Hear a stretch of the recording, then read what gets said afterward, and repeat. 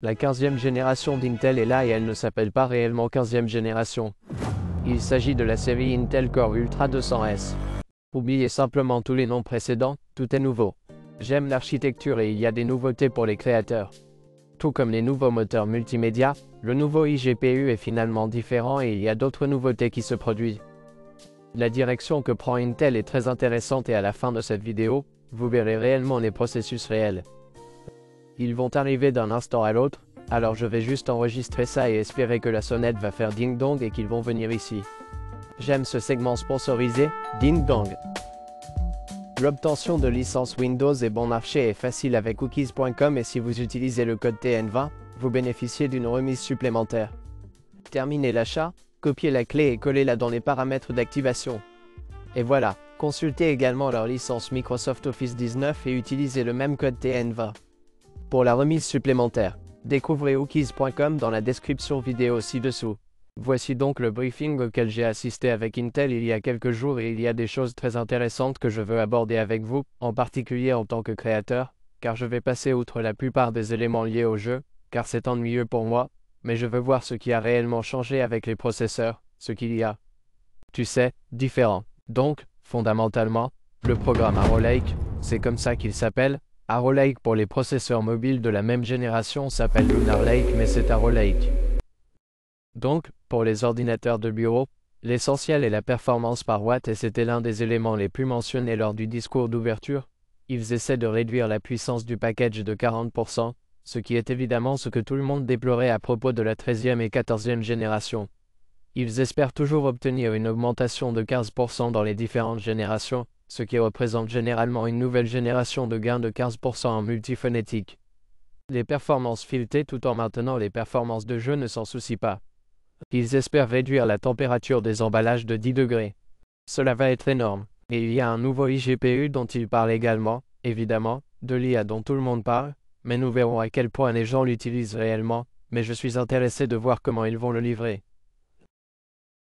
Donc, le point principal qu'ils essaient de faire passer ici est qu'ils essaient d'obtenir les mêmes performances sur Raptor Lake, donc Raptor Lake est le 14900K.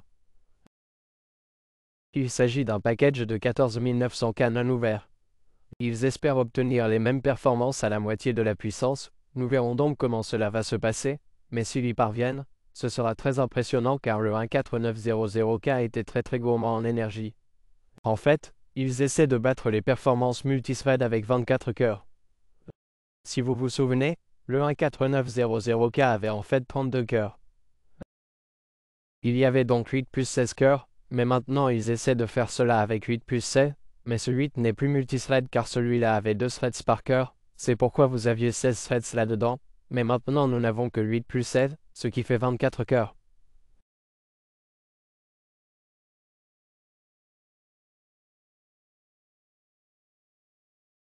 Ils parlent de XeLPG pour nouveau Cortex et nous allons en parler dans une minute.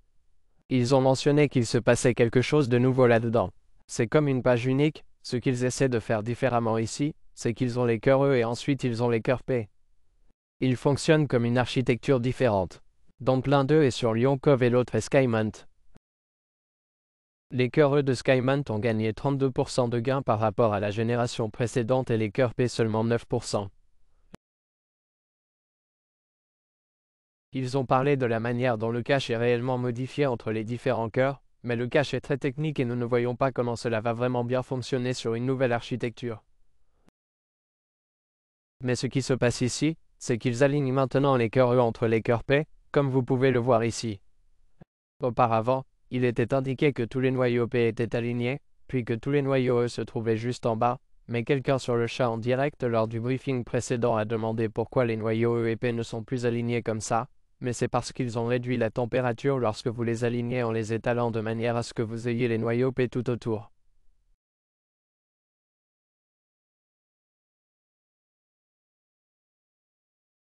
Ensuite, les cœurs E sont en quelque sorte au milieu de ceci. C'est mieux pour les performances thermiques car vous n'avez pas un seul endroit qui devient très chaud, mais vous avez en fait des performances beaucoup plus réparties. Et maintenant, l'iGPU qu'ils appellent l'architecture graphique 10e GPU ou 10e LPG. Donc c'est ce que vous savez qui vient d'Arc et ainsi de suite, donc ils prennent comme une petite tranche du RK.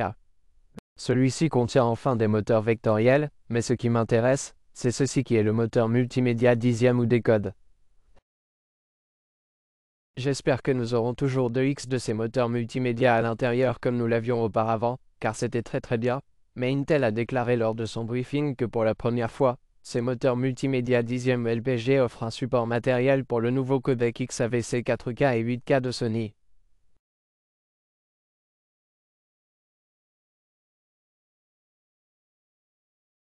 Maintenant, je vais essayer de demander à Intel ce que cela signifie, car nous savons déjà que le XAVC est déjà pris en charge, car XAVC n'est qu'un wrapper, le codec est en fait H264 ou 5, donc je veux savoir si c'est réellement H264 ou 5, car XAVC peut être comme une sorte de version propre à Sony ou un conteneur de la façon dont ils utilisent le codec.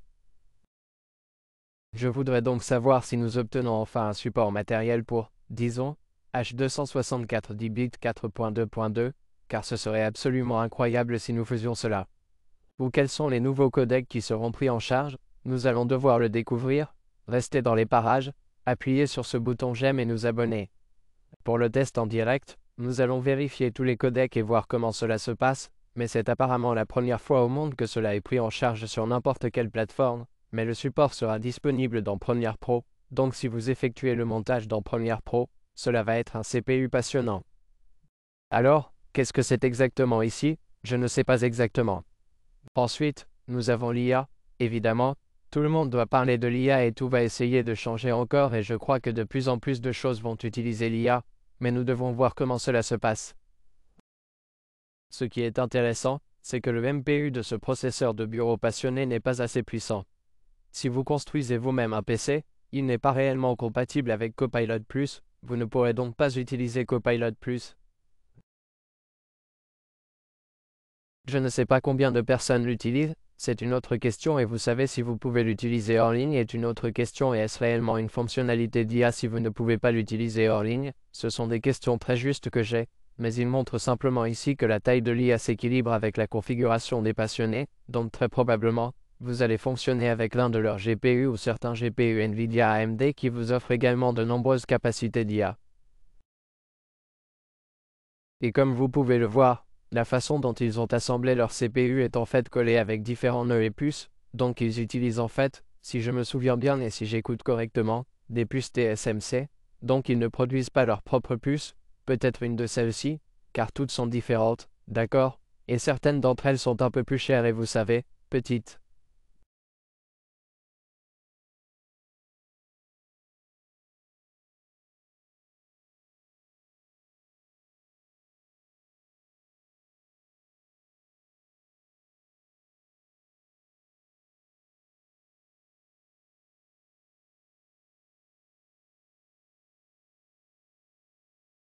Puces et ils sont capables de les rendre très puissantes et efficaces, ils sont donc allés chez TSMC pour utiliser des nœuds de processeurs inférieurs, vous savez, les puces, ils construisent leurs usines massives aux États-Unis et peut-être dans d'autres endroits du pays, mais ils traversent une situation très intéressante et un peu plus difficile, l'entreprise perd des parts de marché et ils vont devoir recourir à la fabrication de bonnes puces en allant en fait prendre certaines de ces puces à TSMC, ce qui n'est pas bon pour le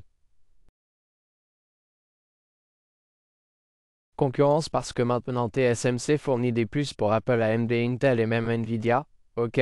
Alors allons, nous ne pouvons pas laisser TSMC dominer tout le marché parce que cela signifie que nous allons avoir des produits plus chers, donc j'espère vraiment qu'Intel pourra construire rapidement ses usines, se remettre sur pied et commencer à produire ses propres puces également afin que nous ayons des puces dont le prix baisse.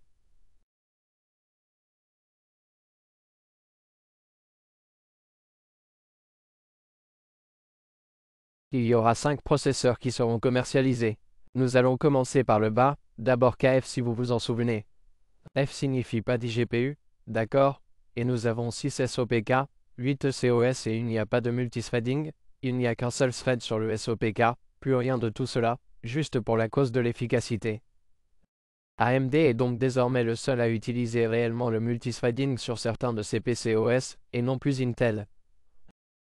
L'horloge boost est de 5,5 GHz et si vous pouvez voir 0, 1,5 parce que ces deux sont exactement les mêmes, un seul d'entre eux aura également l'IGPU là-bas, celui-ci ne l'a pas et tout le reste est le même, nous avons 4 cœurs GPU dans certains d'entre eux et comme vous pouvez le voir, c'est le même iGPU sur tous ces différents modèles. Les MPU ici sont également les mêmes, comme vous pouvez le voir, ils sont tous exactement les mêmes. Ce qui a changé, ce sont les cœurs et les vitesses d'horloge, donc évidemment, chacune des puces sorties d'usine est sortie sous le nom d'Ultra 9 285K, ce qui signifie qu'elle est déverrouillée et que vous pouvez l'overclocker, mais elle est livrée avec 8 PCOS et 16 PCOS, puis ces puces inférieures Ultra 7 ne sont que des versions réduites de la puce supérieure ici pour avoir en fait 20 cœurs au lieu de 24 cœurs. L'horloge boost est de 5,5 sur l'Ultra 7, de 5,2 sur l'Ultra 5 que j'ai déjà mentionné et de 5,2 sur l'Ultra 5. Et 7 sur l'Ultra 9. Maintenant, si vous vous en souvenez, le 14900K est en fait boosté jusqu'à 6 GHz. Comme vous pouvez le voir, la guerre des gigahertz est terminée, nous parlons maintenant d'efficacité, mais ce qui est intéressant, c'est que les gigahertz n'ont pas vraiment d'importance. La chose la plus importante est le nombre d'instructions IPC par horloge, ce qui signifie la quantité de travail qu'il peut réellement effectuer à cette vitesse. Il semble donc que 5,7 GHz maximum soit en fait plus rapide si vous vous souvenez du gain de 9% dans les charges de travail à thread unique que les 14 900 000 réels. Il s'agit donc d'une réduction historique du pouvoir. Alors, qu'est-ce que cela signifie exactement ? Combien d'énergie économisons-nous et où l'économisons-nous? Voici donc quelques consommations d'énergie en termes de productivité. Donc, comme vous pouvez le voir en haut, nous avons 14 900 000 qui ont cette ligne-là. Et puis, ce nouveau processeur Intel Core Ultra 285K permet à ProCyan d'économiser 44% de productivité au bureau et nous économisons 42% en vision par ordinateur IA. Parce qu'évidemment, 4 900 000 dans celui-ci, il devrait y avoir un astérisque. Il n'y a pas d'OBNL là-dedans, donc évidemment celui-ci va gagner là-dedans. Mais ce qui est intéressant, c'est que dans la charge de travail monocœur dans Cinebench R23, le nouveau Core Ultra est 42% plus faible. Nous obtenons donc très près de la moitié de la puissance mais des mêmes performances. Et cet appel vidéo Zoom utilise évidemment également le NPO, qui consomme 58% d'énergie en moins. Maintenant, les choses deviennent épicées car nous avons la MD 9950X ici. Le bleu est le 285K et puis ici le rouge est le 9950X. En regardant le profil du processeur 3D Mark, nous pouvons voir que le nouveau Core Ultra semble être 11% plus rapide que le 14900K. Gardez à l'esprit que ces chiffres ici en haut sont comparés aux 14 900 000. Mais le Ryzen est également 3% plus rapide que le 14900K. Cela signifie que l'écart entre les deux n'est que d'environ 8%. Dans Cinebench, nous sommes encore plus rapides que le 24900K et environ 6% plus rapide qu'AMD. Dans Spec Create 2017, il est environ 4% plus rapide qu'AMD et ici, dans Geekbench, il semble que Geekbench soit en fait plus rapide sur AMD. Donc en fait, nous perdons.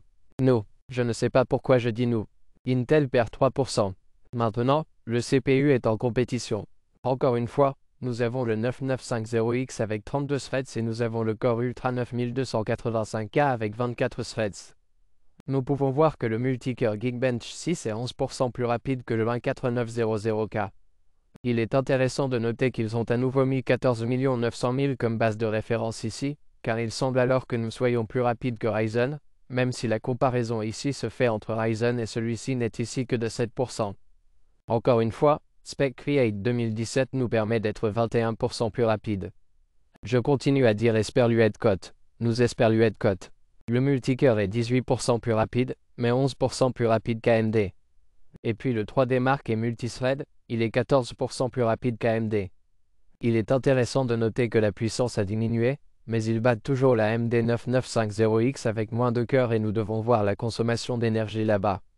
Ils parlent donc d'efficacité énergétique ici sur la diapositive suivante et ce qu'ils essaient de dire ici, c'est que le Core Ultra 9285X à ce stade, tout en utilisant 125 watts, a les mêmes performances que le 24900K ici à 250 watts, ce qui signifie les mêmes performances à la moitié de la puissance.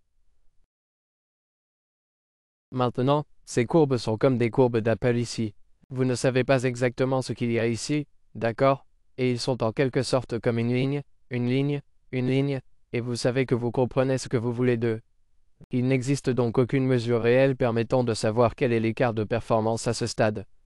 Je ne sais pas, l'expérience de jeu ne me dérange pas, je vais simplement les faire défiler. Je suis sûr que quelqu'un d'autre va en parler. Allez voir Jazz2Sense ou du matériel déballé où certains gars vont parler de jeu. Ils disent simplement que la puissance du système a diminué de 80 watts dans le même jeu par rapport à Ultra 9 contre 14900K. Encore quelques benchmarks de jeu, blablabla. Même si c'est un jeu, cette glacière est plutôt sympa en fait. Donc, en regardant tous ces différents jeux ici, je ne sais pas vraiment ce que sont ces jeux et s'ils sont beaux ou comment ils se déroulent, mais il semble que sur le précédent, celui-ci est le 14900K mais maintenant le nouveau est à 10 degrés Celsius, 15 degrés Celsius, 16 degrés Celsius jusqu'à 17 degrés Celsius de température plus basse, ce qui est vraiment très agréable, ce qui signifie qu'essayer de refroidir cela sera beaucoup plus facile qu'avant. Probablement à cause des noyaux répartis et de la puissance plus faible comme toujours. Maintenant, c'est une référence pour les joueurs, mais je pense que c'est toujours un peu intéressant. Si vous regardez cette ligne ici, la ligne rouge est en fait 9950. Et vous pouvez voir que jusqu'à présent, la plupart des jeux sont exactement les mêmes, que vous utilisiez un 9950X ou un Intel Core Ultra 285K. Seule une poignée de jeux ici sont réellement supérieurs à ceux d'AMD. Donc, quand AMD sortira un X3D 3D, Intel sera à nouveau battu. Maintenant, la création de contenu, oui, c'est ce que nous recherchons. Ce que nous avons ici est plus Bench pour les performances multicœur d'After Effects et vous pouvez voir qu'il est à la hauteur du 7950 par 3D. Maintenant, pourquoi ne l'ont-ils pas utilisé 9950X? Parce qu'ils savaient probablement que ce serait en fait plus bas sur le 9950X et ils ne voulaient pas le mettre là. Désormais, After Effects vous permet d'utiliser les performances multithread ou multicœur pour le rendu des images. Pourquoi Premiere Pro n'est-il pas présent? Si j'étais chez Intel et que je faisais les diapositives, vous savez que votre iGPU est le meilleur. Pourquoi ne pas créer une véritable diapositive Premiere Pro ici pour montrer que la barre est, vous savez, quelque part, jusqu'à 40% plus rapide que la concurrence, car ils ne prennent pas en charge certains codecs. Pourquoi ils ne font pas ça? Je ne sais pas, peut-être qu'ils ne le savent pas. NIC sera environ 5% plus rapide. Le 9950X sera probablement quelque part là-bas.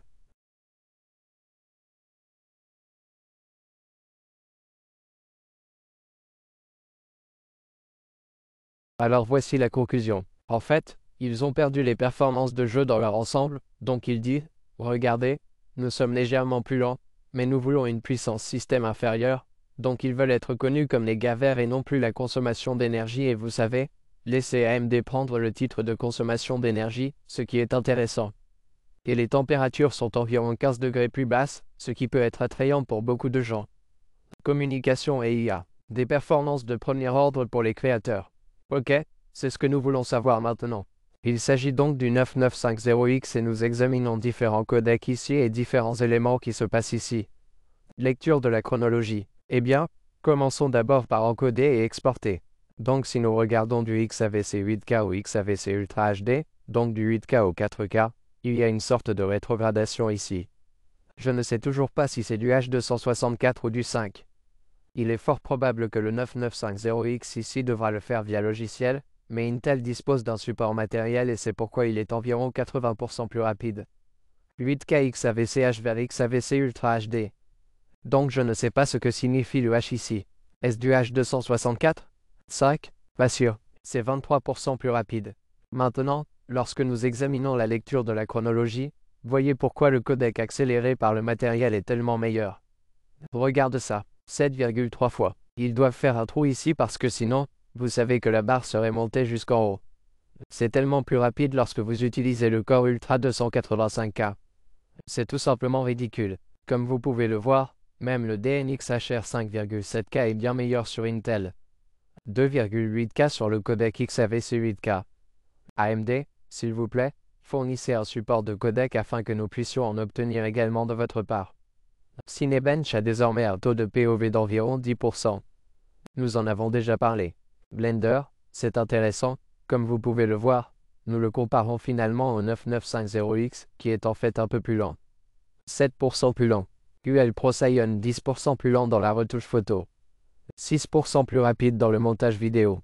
Donc, si vous regardez les petits caractères ici, comment ont-ils testé cela et quelle est la différence réelle? Nous pouvons donc voir qu'ils ont tous deux utilisé la RTX 4090. Intel dispose de 32 Go de RAM, soit 6400 mégatransferts par seconde. Et AMD a 5600 mégatransferts de RAM là-bas. Tu vois ça? Cela montre que l'IMC sur Intel est en réalité plus rapide de 800 MHz. Il est intéressant de noter que la latence d'Intel est de 32 tandis que celle d'AMD est de 28. Alors ils font de leur mieux. Et ils utilisent également les mêmes graphiques intégrés sur AMD. Il semble donc que les deux systèmes soient très égaux. Ils utilisent des cartes mères Asus sur les deux. X670e. Curieusement, ce n'était pas le X870e, mais cela n'a pas vraiment d'importance.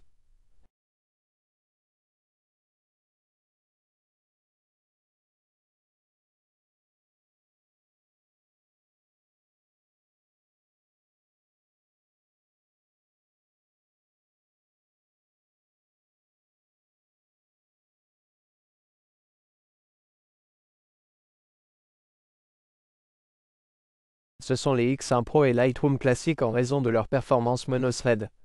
Et puis Workflow. Qu'est-ce que c'est? Viser le rendu 8KX AVC plus Blender. Comme vous pouvez le voir, c'est mieux pour des raisons d'efficacité et de performance. Il semble qu'Intel fasse des choses très intéressantes là-bas. IA, blablabla. Pour moi, en tant que créateur, c'est la lecture chronologique 8 fois plus rapide qui fait vraiment une énorme différence pour nous. Ok, le chipset de la série 800 maintenant. Le CPU plus le chipset, nous avons 48 voix PCA puis 20 voix PCA 5.0. C'est ça, c'est le chipset jusqu'à 24 PCA Gen 4.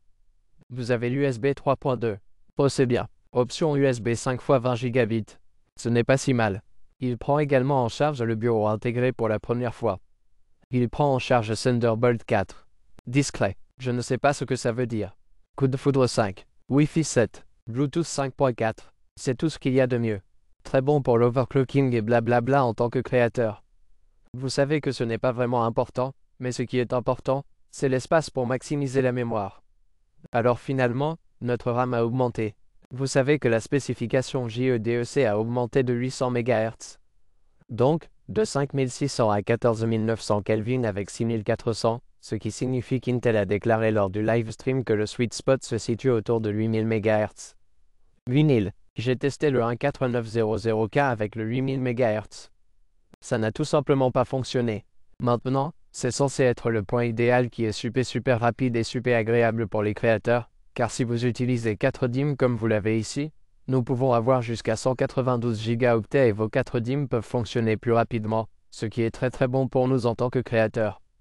Désormais, le support ECC n'est pas réellement présent sur la plateforme Z890. Pas sur la plateforme 8. Il est probablement disponible sur la plateforme W890. Ok, les ventes commencent le 24 octobre et restez à l'écoute pour certains des tests de performance.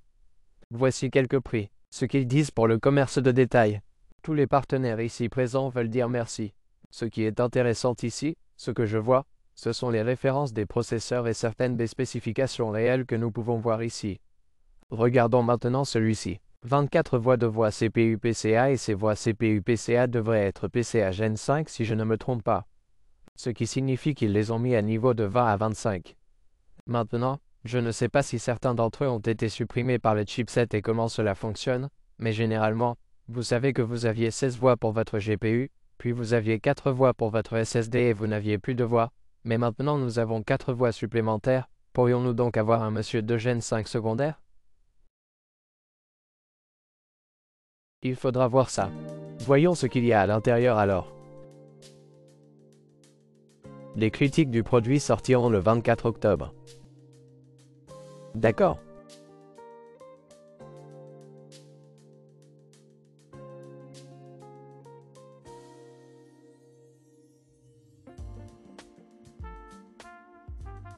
Avis sur les produits, ce qui veut dire que je ne le savais pas, mais regardez ça. Il s'agit du nouveau chipset Z890. Je ferai une vidéo de cela très bientôt, mais nous en avons une de GB à Aorus. C'est le nouveau chipset dont il parlait alors. AMD, si vous regardez cela, Puis-je simplement vous demander pourquoi nous n'avons pas de processeur Ryzen 9000, car j'aurais adoré les couvrir également, mais nous ne les avons pas reçus. Ok, eh bien, mon pote, je suis prêt à tout. Pourquoi est-ce toujours ils ont glissé partout. Nous avons une petite plaque. Au diable tout ça. Nous avons quelques références Core Ultra à l'intérieur. Nous avons donc ici le i5 puis le i9. Désolé, ce n'est plus i9, c'est Ultra 9. Ok, voici les processeurs. Ils sont légèrement différents des autres processeurs. Je vais te montrer ça. Alors là j'ai le 24600K.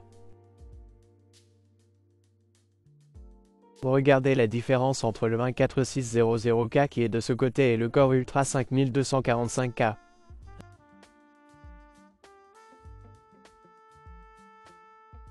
Comme vous pouvez le voir, lorsque nous mesurons l'IHS, il semble en fait plus petit. Donc, si nous regardons les 3 mm de décalage et si nous regardons dans l'autre sens, le contact qui se fait réellement avec le refroidisseur du processeur est également en longueur.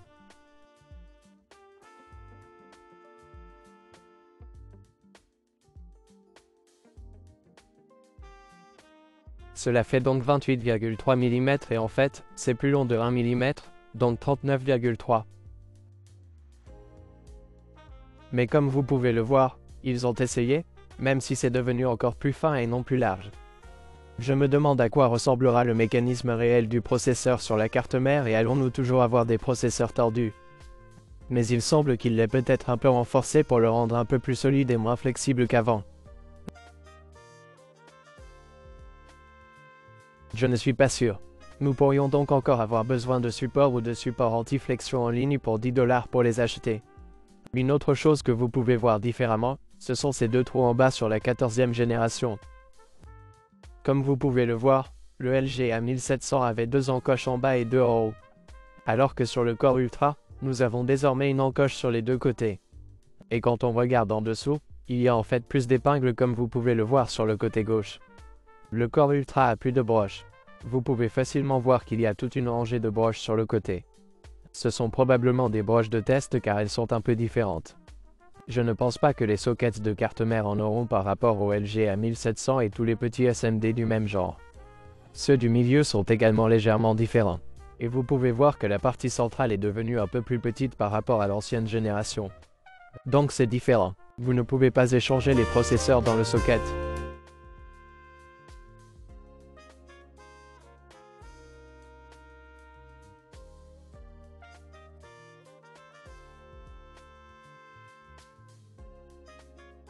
Une autre chose, comme c'est long, ça va probablement commencer à se plier. Je ne sais pas pourquoi ils ne l'ont pas fait plus grand.